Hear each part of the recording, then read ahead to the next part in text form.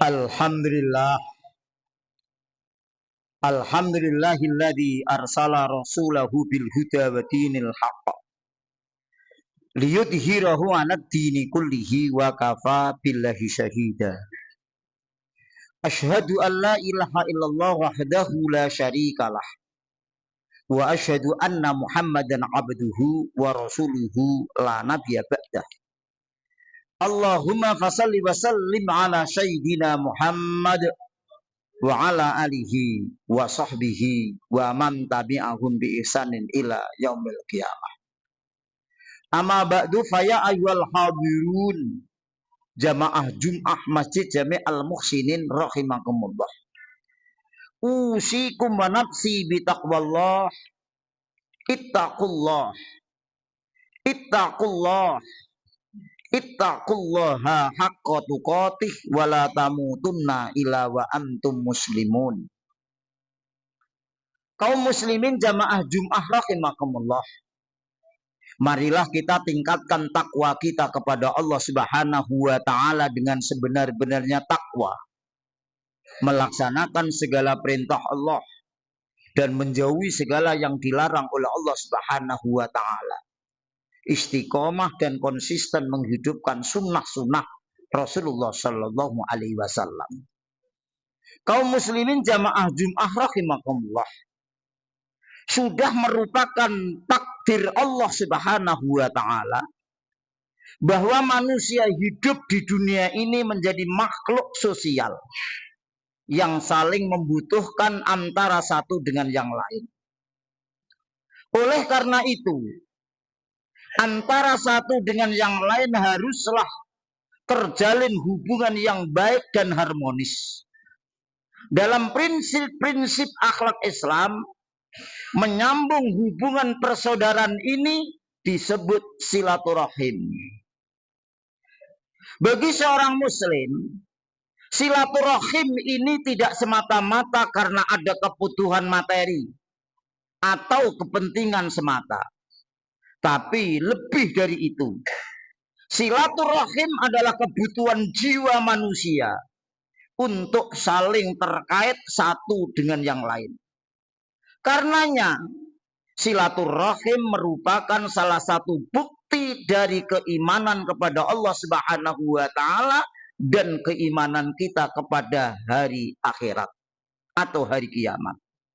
Sebagaimana Rasulullah Shallallahu Alaihi Wasallam bersabda, "Man kana yu'minu billahi wal yaumil akhir falyasil rahimahu." Rawahul Bukhari. Barang siapa yang beriman kepada Allah dan beriman kepada hari kiamat, hendaklah menyambung tali persaudaraan atau silaturahim. Hadis sahih riwayat Imam Bukhari. Silaturahim artinya menyambung tali persaudaraan. Dalam Islam silaturahim hukumnya wajib. Bahkan Nabi Muhammad Shallallahu Alaihi Wasallam memerintahkan untuk tetap menyambung tali persaudaraan kepada orang-orang yang memutuskan tali persaudaraan dengan kita. Sebagaimana Rasulullah Shallallahu Alaihi Wasallam bersabda, "Salah satu min makarimil akhlaqi indallah." Ada 3 amalan akhlak yang paling termulia di sisi Allah Subhanahu wa taala. Apa itu 3 akhlak yang paling termulia di sisi Allah Subhanahu wa taala? Yang pertama, antaqfuwa amman zalamaka, yaitu memberi maaf. Memberi maaf kepada orang-orang yang menyakitimu. Yang kedua, wa tu'tiyaman haramaka, memberikan sesuatu yang bermanfaat kepada orang yang membencimu. Yang ketiga, wa tasilu man qata'aka, menyambung hubungan silaturahim kepada orang yang hendak memutuskan silaturahim atau memutuskan persaudaraan kepadamu. Itulah akhlak yang termulia di sisi Allah Subhanahu wa taala. Sudah banyak diriwayatkan dalam sejarah Rasul bagaimana Rasulullah Shallallahu Alaihi Wasallam senantiasa memaafkan orang-orang yang membenci, orang-orang yang memusuhinya dan memfitnah kepadanya. Bahkan Rasulullah Shallallahu Alaihi Wasallam mendoakan kebaikan bagi mereka. Di antaranya Rasulullah Shallallahu Alaihi Wasallam pernah menjenguk orang yang sakit, padahal orang yang sakit itu hampir setiap hari meludainya. Rasulullah Shallallahu Alaihi Wasallam juga mendoakan orang-orang Taif yang menolak dakwah Nabi Muhammad Shallallahu Alaihi Wasallam dan melemparinya dengan batu dan kotoran unta. Bahkan Rasulullah Shallallahu Alaihi Wasallam bersikukuh, seandainya Rasulullah Sallallahu Alaihi Wasallam tidak dilarang oleh Allah Subhanahu Wa Taala, Rasulullah Shallallahu Alaihi Wasallam bersikukuh untuk mendoakan dan menyolatkan Abdullah bin Ubay, seorang tokoh munafik saat ia meninggal. Padahal selama hidupnya Abdullah bin Ubay itu selalu memusuhi Nabi. Tapi seandainya Rasulullah tidak dilarang, Rasulullah bersikukuh untuk menyolatkannya. Tetapi Rasulullah SAW dilarangnya. Kaum muslimin jamaah Jum'ah rahimakumullah. Hari ini, di zaman fitnah ini, begitu mudah ditemukan persaudaraan, bahkan sesama muslim terkoyak dan tercabik. Banyak yang disebabkan hal-hal yang sepele, yang bersifat duniawi, atau juga karena ada perbedaan pendapat dalam masalah-masalah tertentu. Ini tentu sangat disayangkan. Terkadang putusnya tali silaturahim ini tidak saja terjadi tingkat individu, tapi tingkat konstitusional, kelembagaan dan golongan. Padahal inilah yang akan menghantarkan pada kekokohan dan kebangkitan umat.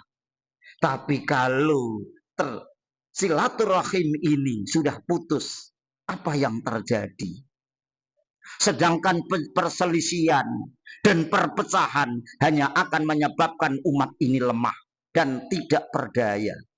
Pada gilirannya, musuh-musuh Islam akan leluasa menghancurkan Islam. Karenanya silaturahim haruslah terjalin secara baik di antara umat Islam. Itu dimulai dari level individu, kemudian masyarakat, sampai pada level organisasi dan kelembagaan. Ini suasana Idul Fitri. Di Indonesia ada budaya silaturahim. Marilah silaturahim ini betul-betul dibudayakan, dilestarikan, karena ini termasuk mempertahankan daripada sunnah Rasulullah Shallallahu Alaihi Wasallam. Banyak sekali manfaat yang didapatkan dari silaturahim ini. Di antara manfaat silaturahim adalah dimudahkan jalan rezeki dan dipanjangkan usianya. Nabi Muhammad Shallallahu Alaihi Wasallam bersabda dalam hadis sahih yang diriwayatkan oleh Imam Bukhari dan Imam Muslim. An Anas bin Malikin anna Rasulullah sallallahu alaihi wasallam qala man ahabba ayyubsatalahu fi rizqi wa yunsa'alahu fi athari falyasil rahimahu. Barang siapa ingin dimudahkan rezekinya dan dipanjangkan umurnya, maka sambunglah tali persaudaraan atau silaturahim. Hadis sahih riwayat Imam Bukhari dan Imam Muslim. Sebagai penjelasan dari hadis ini, hari ini kita bisa membuktikan bahwa silaturahim ini menjadi salah satu jalan melancarkan rezeki. Dalam bahasa kekiniannya disebut jaringan. Lihat saja orang-orang yang sukses dalam bisnis dan penghasilannya. Itu adalah orang-orang yang memiliki jejaring dan koneksi yang luas.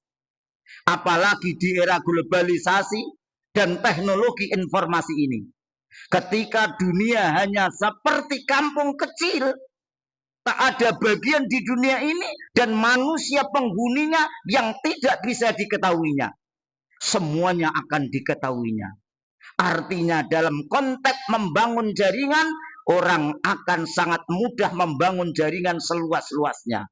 Makanya tidak usah heran kalau bisnismen yang sibuk itu sering sekali mengangkat telepon genggamnya berkomunikasi dengan banyak orang. Tak perlu heran juga kalau mengetahui berapa jumlah telepon genggamnya. Itulah koneksi, itulah silaturahim pada masa kini. Sedangkan makna dari memperpanjang usianya ini menjadi diskusi di kalangan para ulama. Yang paling mudah dipahami adalah bahwa memperpanjang usia maksudnya adalah menambah keberkahan usia seseorang. Jadi dengan bekal ketekunannya bersilaturahim, seseorang akan makin bertambah keberkahan umurnya dan akan bisa melakukan banyak kebaikan dan menyebarkan manfaat lebih dari orang-orang yang tidak mau bersilaturahim. Dengan telepon genggamnya kita ini bisa bersilaturahim. Dengan telepon genggamnya ilmu pengetahuan bisa tersebar luas. Itulah silaturahim masa kini. Silaturahim sangat banyak macamnya. Dan kita bisa memilih mana yang akan kita laksanakan sesuai dengan kondisi dan keadaan. Ini perlu dipahami dengan baik. Sebab selama ini orang yang terlanjur memahami bahwa silaturahim itu hanya datang berkunjung, itu adalah sangat keliru kalau untuk sekarang. Yang sebenarnya saling mengunjungi ini hanya merupakan salah satu dari bentuk silaturahim. Adapun cara-cara yang lain itu sangat banyak. Apalagi di era jejaring sosial seperti sekarang ini. Orang akan bisa begitu mudah bertegur sapa dengan melalui telepon genggamnya.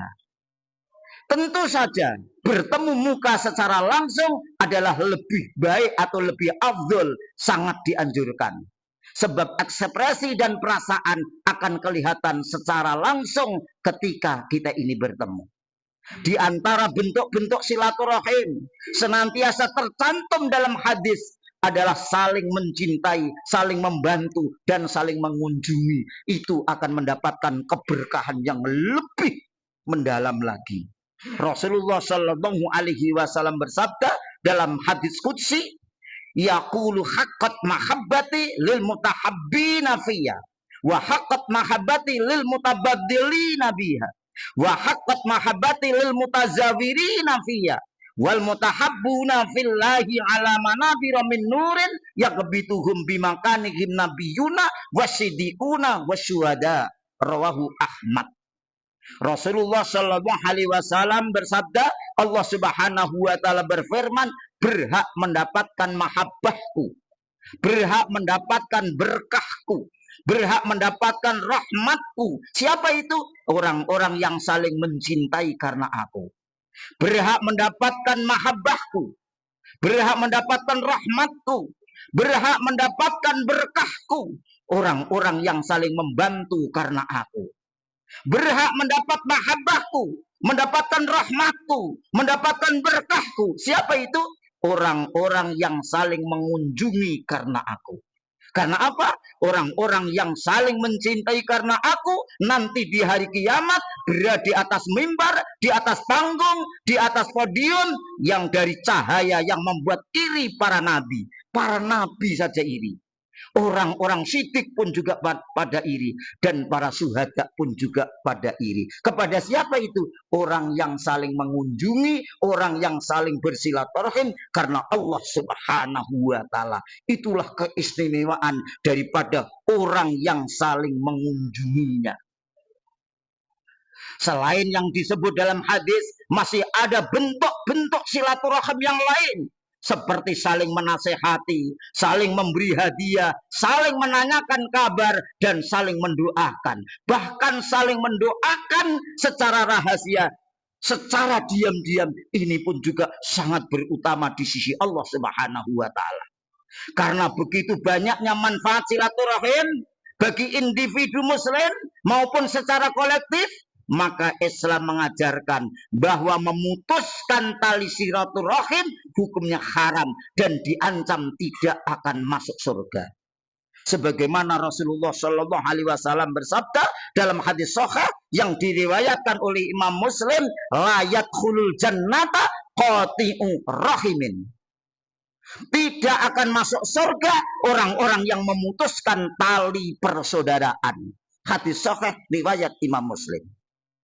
Allah Subhanahu wa taala berfirman di dalam surah Muhammad, surah yang ke-47 ayat 26, juz yang ke-26. A'udzubillahi minasyaitonirrajim. Fahal asaitum anta walaitum antufsidu fil ard wa tuqatti'u arhamakum. Maka apakah sekiranya kamu berkuasa? Maka apakah sekiranya kamu telah makmur? Apakah sekiranya kamu telah sukses? Telah kaya raya? Terus kamu tinggalkan saudaramu? Kamu tinggalkan sahabatmu? Kamu tinggalkan kawan-kawanmu? Karena kamu telah merasa sukses? Kamu akan berbuat kerusakan di bumi? Mentang-mentang kamu sudah hebat? Mentang-mentang kamu berkuasa, terus kamu berbuat semau-mau sendiri. Di bumi kamu buat kerusakan. Negara sana kamu serang, negara sini kamu serang. Dan memutuskan hubungan persaudaraan. Memutuskan hubungan kekeluargaan. Ulaikal ladzina la'annahumullahu fa'asammahum wa a'ma absaruhum. Mereka itulah orang-orang yang dikutuk oleh Allah Subhanahu wa taala. Mereka itulah orang-orang yang dilaknat oleh Allah Subhanahu wa taala, lalu dibuat tuli pendengarannya. Mereka tidak akan menerima nasihat. Karena apa? Hatinya telah qaswatul qalbi, telah kepala batu. Dan dibutakan penglihatannya. Mereka sudah tidak mengerti perhadapan manusia. Maka mereka sombong dan congkak di muka bumi. Orang-orang semacam itulah orang-orang yang akan dilaknat oleh Allah Subhanahu wa taala. Terkandung di dalam surah Muhammad, surah yang ke-47 ayat 23, juz yang ke-26. Mudah-mudahan kita dijauhkan daripada perbuatan-perbuatan congkak dan sombong seperti ini. Barakallahu li wa lakum fil Qur'anil azim wa nafa'ani wa iyyakum bima fihi minal ayati wa dzikril hakim. Aqulu qouli hadza wastaghfiruhu innahu huwal ghafurur rahim.